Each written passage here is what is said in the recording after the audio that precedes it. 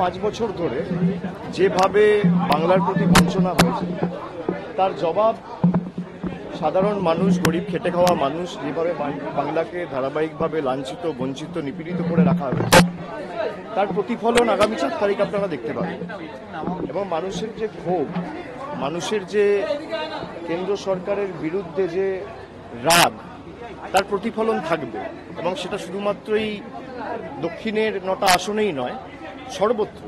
মূল্যবৃদ্ধি আকাশ ছোঁয়া। আজকে দৈনন্দিন জীবনের নিত্য প্রয়োজনীয় জিনিসের যে ধারাবাহিক ক্রমবর্ধমান মূল্যবৃদ্ধি, এর বিরুদ্ধে মানুষ রায়দান করবে।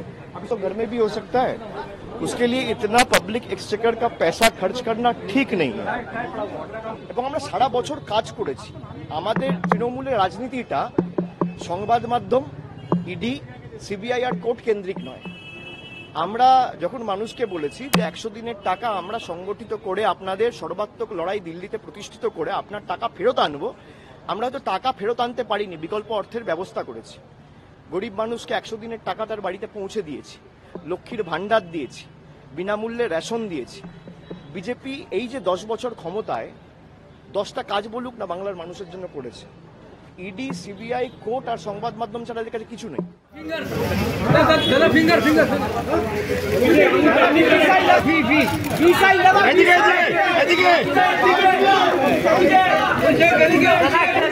এদিকে